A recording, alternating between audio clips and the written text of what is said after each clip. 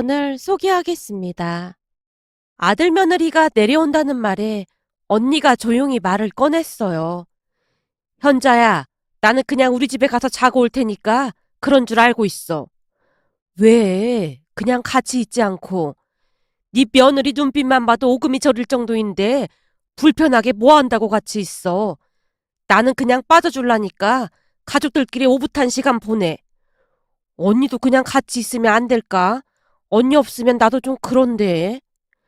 제가 언니 눈치를 보며 말을 하고 있었는데요.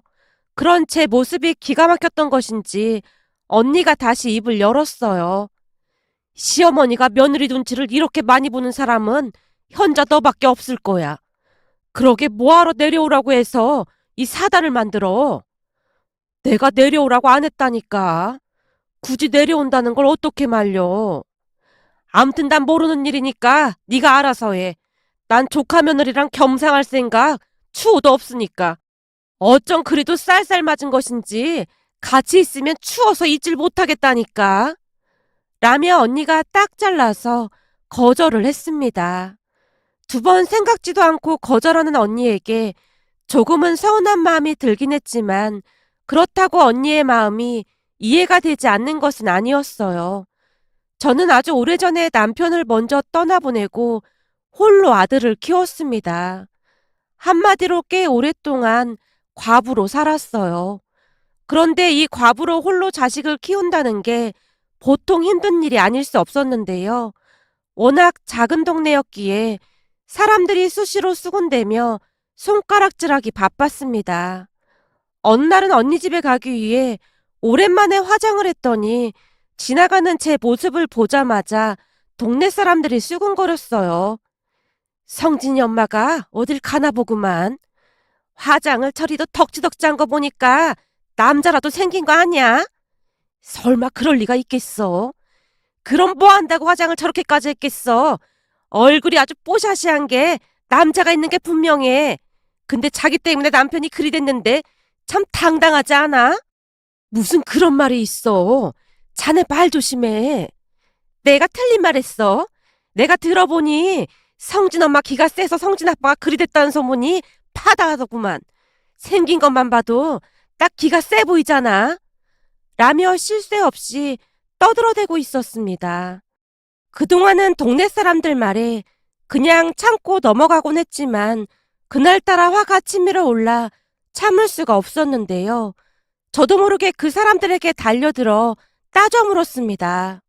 그 바람에 동네 사람들이 더욱 학을 뗀 채 손가락질을 했고요. 거봐, 내가 뭘 했어. 저 옆에 내 때문에 남편이 그리 된 게 분명하다니까. 남편 먼저 보내고 홀로 자식 키우고 있는 사람한테 위로는 못해줄 망정 어디서 대도 않는 소리를 하고 있는 겁니까? 그니까 항상 조신하게 하고 다녀야지. 이런 동네에서 화장은 왜 하고 다니고 난리야.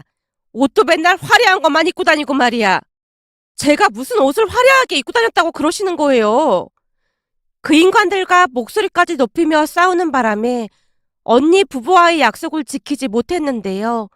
제가 걱정이 됐던 모양으로 언니 부부가 집으로 직접 찾아왔습니다. 오늘 네 형부가 맛있는 밥도 사주고 영화 구경도 시켜준다고 단단히 벼르고 있었는데 왜 안 나온 거야? 언니, 나 이 동네 떠나야겠어. 서러워서 도저히 못 살겠어. 왜? 또 누가 뒤에서 수군댔어? 라며 언니가 발끈하고 있었기에 그날 있었던 일에 대해 전부 털어놨는데요. 제 말을 듣던 언니가 자리에서 벌떡 일어나더니 제게 물었어요. 바가지 어딨어? 바가지는 왜? 글쎄 어딨어? 그리고 그 옆에 내 집구석이 어딘지 당장 앞장서. 설마 거기 쫓아가려고? 내 동생 눈에서 눈물 나게 했으니까 그 옆에 내 눈에서는 피눈물이 나야 할 거 아니야. 내가 가서 다 조져버리려니까 당장 앞장서. 언니가 팔까지 걷어붙인 채 물이 가득 든 바가지를 들고는 그 여자 집으로 쫓아갔습니다. 그리고는 그 집 대문을 발로 걷어차며 고래고래 소리쳤어요. 내 동생 눈에 눈물 나게 한 옆에 내가 누구야? 당장 나와. 누군데 남의 집에 와서 시끄럽게 하는 거요? 당신이 뭔데 내 동생한테 그따위로 말을 하는 겁니까? 내 동생이 과부돼서 당신한테 무슨 피해라도 준 거 있어요? 아니, 우리는 그냥 화장이 좀 과해서 한마디 한 것뿐인데 왜 난리예요? 내내 제 험담을 하던 그 여자가 언니의 쩌렁쩌렁한 목소리에 주눅이 든 채 기어 들어가는 목소리로 대답을 했는데요. 화장 좀 했다고 그따위로 말을 해요? 내 동생이 화장하는데 화장품 한번 사준 적 있어요? 당신이 뭔 상관이에요? 뭔 상관이냐고! 언니가 들고 있던 물 한 바가지를 그 여자에게 끼얹어 버리고는 바가지를 발로 밟아서 아작을 내버렸어요. 그 모습에 물을 한 바가지 뒤집어 쓴 여자가 경기를 한 채 바들바들 떨고 있었고요. 잘 들어요. 다시 한 번만 내 동생 눈에서 눈물 나게 하면 당신 눈에서는 피눈물 나는 건 물론이고 여기 이 바가지처럼 아주 아작을 내버릴 참이니까 명심해요. 알았어요? 아이고 미안하게 됐어. 앞으로는 이 주둥아리를 꽉 여물고 살게요. 동네 여자가 마치 파리처럼 두 손을 싹싹 비벼대며 빌어대고 있었어요. 그 모습을 보며 언니가 저를 데리고 집으로 돌아왔는데요. 저를 앉혀놓고는 조용히 말을 했습니다. 잘 생각해봐. 이 동네에 일가 친척이 있는 것도 아니고 제부도 없는 마당에 뭐 한다고 그런 대접을 받으면서 여기서 살려고 해. 그냥 우리 집 근처로 이사해. 네가 이런 대접을 받으면서 사는데 우리 맘이 편하겠어? 그래도 성진이 아빠랑 추억이 많은 곳이라 영 발길이 안 떨어지네. 성진이 아빠 떠난 지 벌써 3년째면 이제는 놓아줄 때도 된 거야. 여기다 처분하고 우리가 사는 곳으로 이사 가자. 언니와 형부가 몇 번이나 저를 설득했기에 결국에는 큰 결심을 하고 언니 부부를 따라 나서기로 했습니다. 그 뒤 우리는 언니 집 근처로 이사를 했고 언니와 형부의 도움으로 큰 어려움 없이 나름 잘 살았어요. 그렇지 않아도 공부 잘하기로 소문이 자자하던 우리 아들은 언니 부부의 도움까지 받아 더 공부에 매진할 수 있었는데요. 결국 아들이 그토록 꿈꾸던 변호사가 되었답니다. 그렇게 우리는 언니 부부와 함께 행복하게 잘 살고 있었는데요. 몇 년 전 투병을 하다 형부도 먼저 세상을 떠났기에 언니와 저는 우리 집에서 함께 살다시피 했습니다. 형부가 떠난 뒤 언니가 많이 힘들어했으니까요. 언니와 저는 서로를 의지한 채 나름 잘 지냈습니다. 아들도 오며 가며 우리를 챙겼기에 나름 걱정 없이 살고 있었어요. 그러던 어느 날 아들이 결혼할 여자라고 인사를 시켰는데 집이 꽤나 부잣집인 그런 집 딸이라고 했습니다. 며느리의 첫인상은 차갑다 못해 얼음장 같았다고 해야 할까요? 서울에서도 유명한 미대를 나왔다며 아들이 자랑스레 말을 했어요. 우리 채연이가 그림을 아주 기가 막히게 그리거든? 나중에 엄마도 구경시켜줄까? 난 됐어. 그림 볼 줄도 모르는 까막눈이 뭘 안다고 그림을 보겠어. 제가 손사래를 치고 있었는데요. 혹시나 잘난 며느리가 시어머니인 저를 무시하지는 않을까 걱정이 앞섰거든요. 그런데 그런 제 마음을 아는지 모르는지 며느리가 조용히 말을 꺼냈어요. 어머님, 그림은 많이 배우고 못 배우고가 중요한 게 아니에요. 그냥 마음으로 보면 되는 거예요. 그러니까 그림을 보면서 뭔가 뭉클하다든지 감동이 밀려온다든지 그렇게 느끼면 되는 겁니다. 며느리가 마치 저를 가르치듯 말을 하고 있었기에 제 입장에서는 조금은 기분이 상할 수밖에 없었습니다. 하지만 그건 시작에 불과했는데요.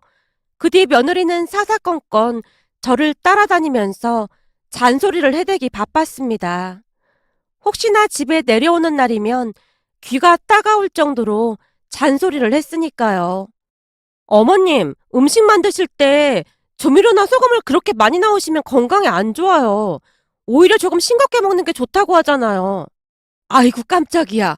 그걸 다 보고 있었던 거니? 우연히 지나가다가 봤어요. 앞으로는 조금 싱겁게 드세요. 라며 쉴 새 없이 잔소리를 했습니다. 식사를 하는 내내 반찬이 짜다는 말을 잊지 않았고요. 어머님, 반찬 만들기 힘드시면 제가 건강식으로 배달해 드릴까요? 뭐? 음식을 배달해서 먹으라고? 아유, 됐다. 내가 바쁜 사람도 아니고 무슨 반찬을 배달해서 먹어. 요즘은 건강식으로 배달해 주는 것도 많거든요.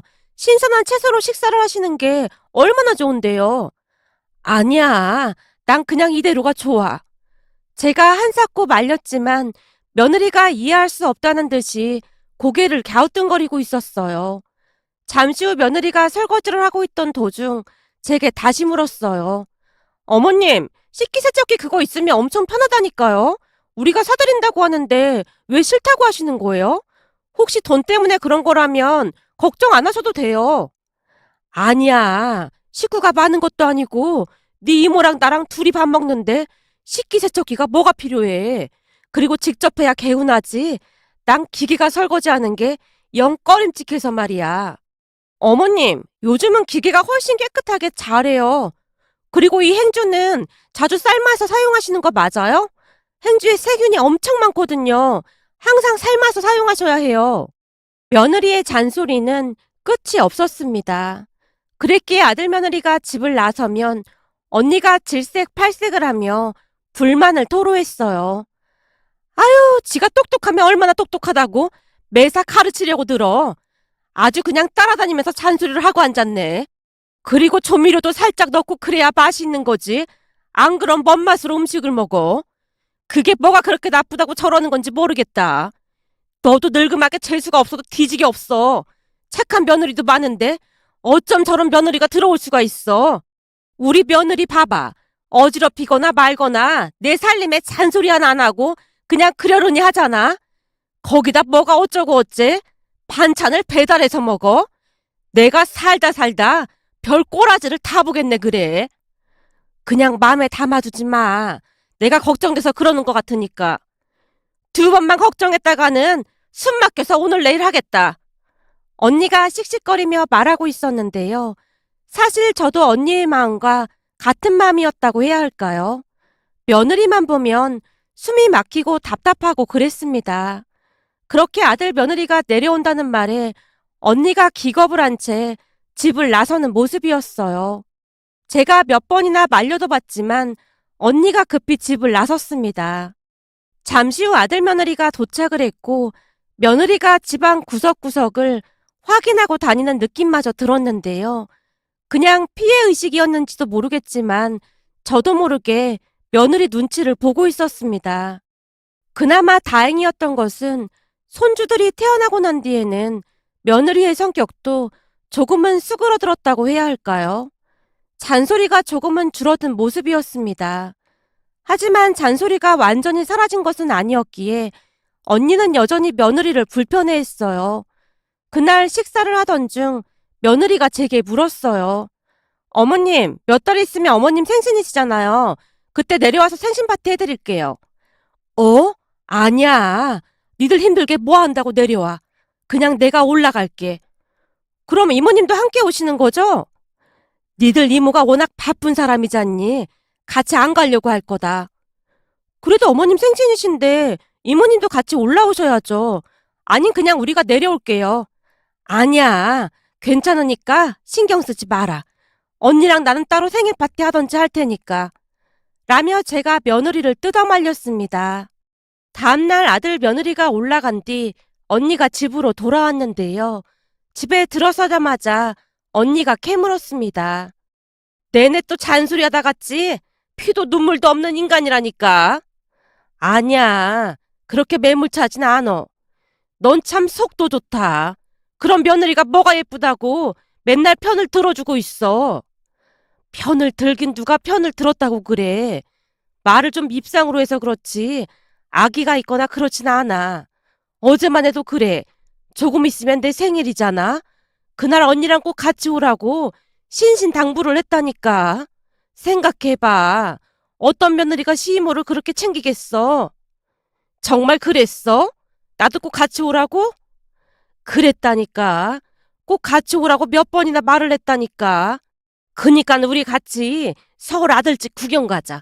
집도 커서 방도 충분하니까 괜찮을 거야. 그럴까? 그럼 집 구경 한번 가볼까? 그동안은 니네 며느리가 꼴보기 싫어서 안 갔었는데 이번 참에 한번 다녀와 볼까? 마음이 동한 모양인지 언니가 궁금한 듯 물었습니다. 그렇게 시간이 지나 제 생일이 코앞으로 다가왔고 며느리에게 전화가 걸려왔어요. 어머님, 혹시 몇 시쯤 도착하시는 거예요? 제가 기차역으로 마중 나갈게요. 아니야. 내려서 택시 타면 되니까 신경 쓰지 마라. 그래도 제가 모시러 갈게요. 괜찮다니까. 이만 전화 끊으마. 라며 제가 전화를 끊었습니다. 다음날 언니와 둘이 서울역에 내려서 택시를 잡아 타고 아들 며느리 집으로 향했는데요. 도착해서 초인종을 눌렀더니 며느리가 아닌 손녀가 나왔어요. 할머니, 그래 우리 손녀 잘 있었어? 엄마는 어디 갔고? 엄마 잠깐 백화점에 맛있는 거 사러 간다고 나갔어. 할머니, 내가 시원한 음료수 줄까? 손녀가 고사리 손으로 우리에게 음료수를 하나씩 가져다 줬습니다. 그런데 음료수를 받아들던 언니가 궁금한 듯 물었어요. 집이 어마어마하게 넓긴 하네. 역시 부잣집 딸이라 다르긴 다르네. 사람 사는 집이 다 똑같지. 다를 게 뭐가 있다고 그래. 아니지. 신기한 게 엄청 많잖니. 언니가 자리에서 일어나 집안 구석구석을 둘러보기 시작했습니다. 그러다가는 한 방문 앞에서 놀란 표정으로 서 있었어요. 언니, 거기서 왜 그러고 있어? 너도 이 방 들어와 봤니? 아니, 그 방은 우리 며느리 작업실이라 못 들어가거든. 평소에는 며느리가 닫아두고 다니는데 문이 열려 있었어.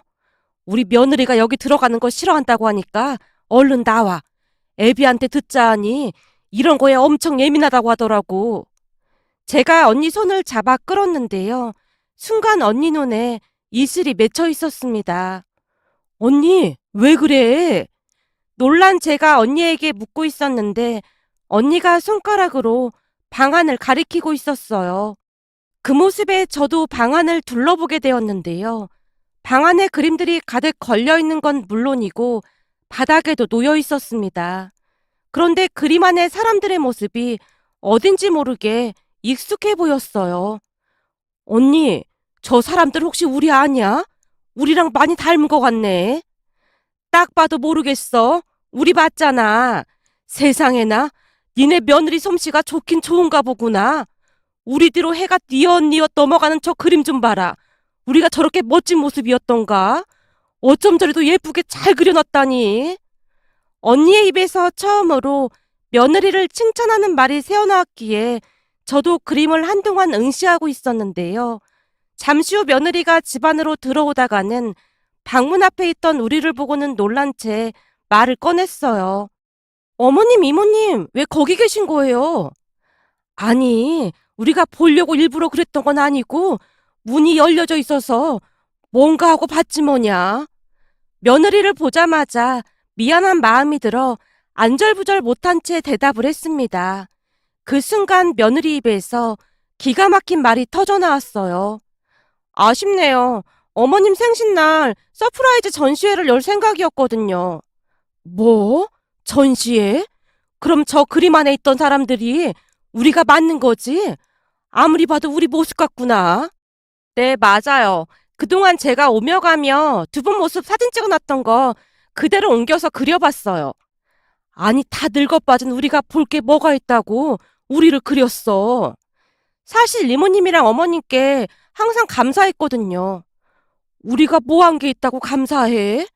갈 때마다 항상 맛있는 거 챙겨주신다고 밭을 막 뛰어다니시면서 고구마도 캐다 주시고 제가 좋아한다고 맛있는 김치말이 국수도 삶아주시고 그리고 서울 올라갈 때는 바리바리 반찬도 싸주시고 매번 너무너무 감사했어요. 저희 친정에서는 가사도우미 이모님이 계시다 보니까 예전부터 엄마가 요리를 해준 적이 별로 없었거든요. 며느리가 수줍게 웃고 있었는데요. 그 모습에 언니가 며느리에게 궁금한 듯 물었습니다. 그럼 우리가 집에서 만들어준 음식이 맛이 있었다는 거니? 근데 그동안 왜 짜내만에 그렇게 잔소리를 했던 거야? 사실 친정아버지가 짜고 단 음식을 엄청 좋아하셨거든요. 근데 그것 때문에 당뇨가 와서 지금 엄청 고생하시고 계시거든요. 그럼 진짜로 우리 건강이 걱정돼서 그랬다는 거니? 네, 이 당뇨가 보통 힘든 병이 아니더라고요. 먹고 싶은 음식 먹지도 못하고 계속 주사도 맞아야 하고 그래서 걱정돼서 그랬던 거예요. 그랬구나. 그런데 우리가 크게 오해를 하고 있었네. 근데 그림이 아주 멋지구나. 특히나 저 그림 말이다. 해가 뉘엿뉘엿 넘어가고 있는 저 그림. 아, 저 그림이요? 저거 두 분께서 깨 털고 있는 모습인데 마음에 드세요? 그럼 저 그림 드릴까요? 뭐? 저 귀한 걸 나한테 준다고? 그럼요. 두 분이 주인공이신걸요? 마음에 드시는 그림 있으면 다 가져가셔도 돼요. 제가 오히려 영광이죠. 며느리의 말에 언니가 뛸 듯이 기뻐했습니다. 그리고 그날 생일 파티를 하는 내내 언니의 얼굴에 웃음이 가득했는데요. 그동안 냉혈한으로 알고 있던 며느리의 전혀 다른 모습에 그저 행복해하는 모습이었거든요. 그러던 어느 날은 며느리가 우리 둘을 데리고 미술관을 가기도 했습니다. 미술관을 다녀온 언니가 한박 웃음을 지으며 말을 했고요. 세상에나 며느리가 옆에서 설명을 어찌나 잘해주던지 시간 가는 줄 몰랐다니까. 그림이 너무 좋더라. 그렇지? 그러게. 나도 시간 가는 줄 모르고 그림을 감상했다니까. 며느리 때문에 우리가 막 육식해진 것 같지 않니? 이래서 사람이 문화활동을 하고 살아야 하는 건가 보다. 근데 아까 며느리가 한 말이 진심일까? 무슨 말을 말하는 건데?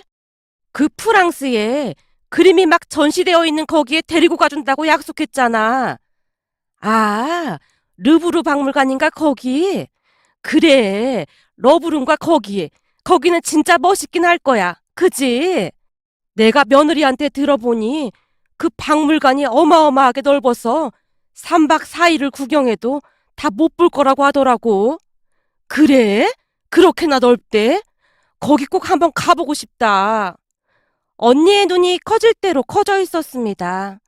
그렇게 우리는 며느리의 진심을 알게 되었고 예전과는 다르게 지금은 아주 잘 지내고 있습니다. 얼마 전에 며느리가 우리에게 프랑스행 비행기표를 예약했다는 이야기를 듣고는 행복한 마음에 문득 예전 일이 떠올라 이렇게 글 남겨봅니다. 오늘의 사연은 여기까지였습니다.